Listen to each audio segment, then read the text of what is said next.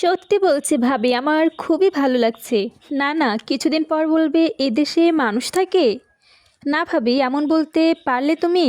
জানি না, তবে আমি আর যাব না।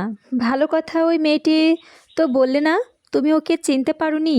না ভাবি, চিনতে পারিনি। ওই মেয়েটা শোভা, যাকে ছোটবেলায় কাঁদিয়ে চলে গিয়েছিলে। এ তুমি কি বলছো ভাবি? ও শোভা? হ্যাঁ গো, ওই শোভা। এত বড় হয়েছে, এত সুন্দর। আমি চললাম। কোথায় যাচ্ছ? চা খেয়ে যাবে না? পরে খাবো, এখন আগে শোভার সাথে দেখা করে আসি। বিছানায় শুয়ে শুয়ে অস্থির হয়ে উঠেছে শোভা। স্বপ্নের সাথে এত মিল থাকে বাস্তবে, এ কেমন করে হয়? শোবার খুব ভয় করতে লাগছিল। শিমুল নাম শুনে ভয়ের মাত্র আরও বেড়ে গেল শোবার। কি করবে, কাকে বলবে, কিছুই ভেবে পাচ্ছে না সে।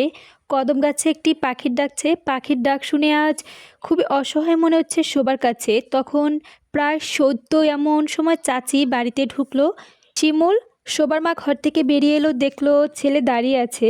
কে তুমি? জিজ্ঞেস করে উত্তর দিল, আমি কাশিম খানের ছেলে শিমুল। বাপের নাম শুনে শোবার বাবা কোনো কথা বলল না। শোবার মা বলল, ঘরে এসো।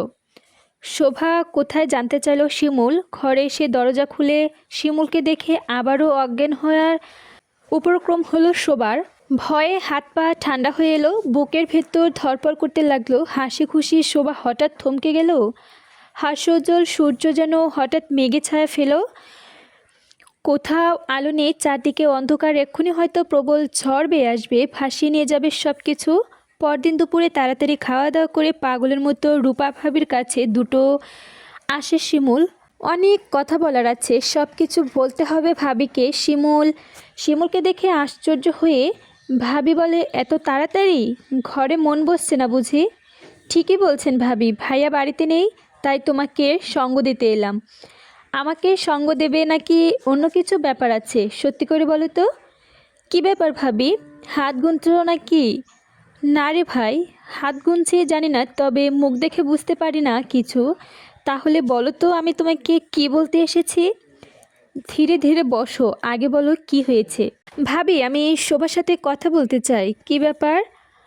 প্রথম দেখায় প্রেম হলো নাকি? না ভাবি, পুরনো প্রেম অগত। হ্যাঁ ভাবি, তোমাকে বলছি, আমি এত বছর সবার কথা ভুলে গিয়েছিলাম। প্রথম প্রথম কান্নাকাটি করেছি, তখনই প্রায় সবার কথা মনে পড়লো। আবার কিছুক্ষণ পর ভুলে যেতাম। সবার সাথে খেলা করতাম। ত্রিনা আমার মামার মেয়ে, দুজনে একসাথে খেলা করতাম, পড়ালেখা করতাম। আস্তে আস্তে সবার কথা ভুলে যাই। 6 মাস আগে বাবা মা আমেরিকায় গিয়েছিল, তখন মামামের সাথে কথা বলে আমার ত্রিনার বিয়ের কথা পাকা করে। আমার তাতে আপত্তি ছিল না, আর দেশে আসাতেও ইচ্ছা করছিল না। কথা ছিল 1 বছর পর দেশে এসে টিনা আমরা বিয়ে করা হবে। কিন্তু কিছুদিন আগে হঠাৎ দেশে আসার জন্য আমার মন কেমন করতে থাকে, পাগল হয়ে যাই আমি। বাবা মাকে ফোন করি, বাবা মা বিয়ের আগে কিছুতেই আমাকে নিয়ে আসতে চাচ্ছিল না দেশে, কিন্তু আমি আর সইতে পারছিলাম না। আমি বাবা মাকে বললাম, অনুরোধ করতে থাকি। বাধ্য হয়ে বাবা মা আমাকে দেশে আসার অনুমতি দেয়। আমি না দেরি করে চলে আসি।